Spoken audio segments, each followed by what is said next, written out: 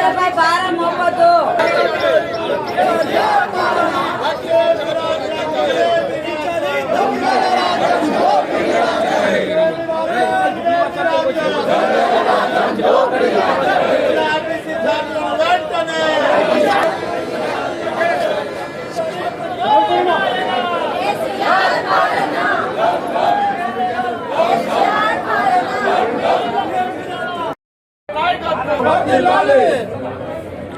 भारत की भारतीय जनता पार्टी जिंदाबाद పెంచిన ఆర్టీసీ ఛార్జీలను వెంటనే తగ్గించాలి తగ్గించాలి ఛార్జీలను వెంటనే తగ్గించాలి తగ్గించాలి పెంచిన ఆర్టీసీ ఛార్జీలను వెంటనే తగ్గించాలి తగ్గించాలి భారత్ మాతా కీ జై బండి సంజయ్ గారి నాయకత్వం వర్ధిల్లాలి నరేంద్ర మోడీ గారి నాయకత్వం వర్ధిల్లాలి భారత్ మాతా కీ జై తెలంగాణ టీఆర్ఎస్ ప్రభుత్వంలో అంత పనికిరాని నాయకులు చేరి తెలంగాణ యొక్క ఔన్నత్యాన్ని ద్రోహం చేసినటువంటి నాయకులు కేంద్ర రాష్ట్ర మంత్రులుగా చెలామణి అవుతున్నటువంటి వారు ఈరోజు ఏదో వెలగబెట్టినట్టుగా తెలంగాణ సాధించినట్టుగా తెలంగాణకు మేమే మంత్రులమైనట్టుగా తెలంగాణకు ఏనాడు కూడా తెలంగాణ కొరకు నిరసన కానీ ధర్నాలు కానీ చేయని ఈ పనికిరాని నాయకులు పనికిరాని మంత్రులు కొందరు స్థానిక మంత్రులు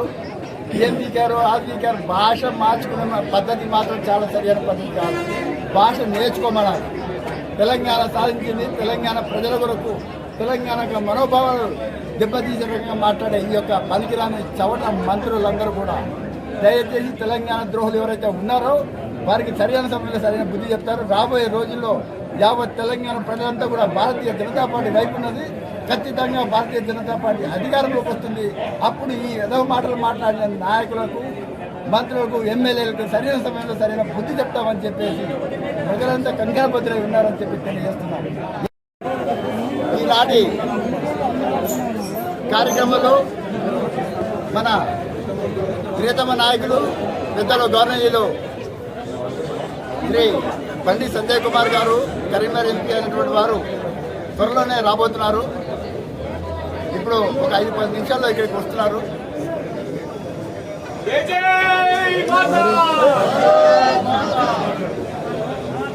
టీవీలో కానీ పత్రికల్లో కానీ హౌస్ అరెస్ట్ అని చెప్పేసి కార్యకర్తలను తప్పుదో పట్టించిన ఇది పోలీసు వాళ్ళ యొక్క కుట్రగా భావిస్తున్నాను.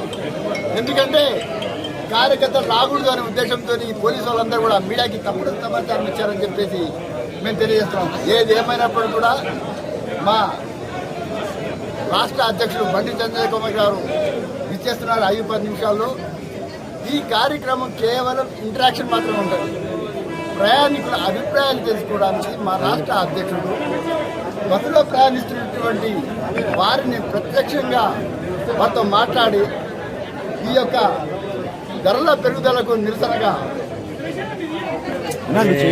భారతీయ జనతా పార్టీ ఈ యొక్క కార్యక్రమం చేపట్టింది. అంతే తప్పితే ఏ నిరసన కాదు, ధర్నా కాదు.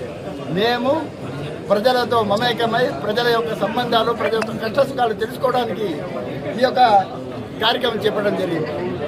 అంతేగాని పోలీసు వాళ్ళు అన్ని తప్పుడు సమాచారాలు ఇచ్చి మిమ్మల్ని పత్రికల ప్రతినిధులను తప్పుదో పట్టించారని చెప్పేసి మరొకసారి చేస్తున్నాను.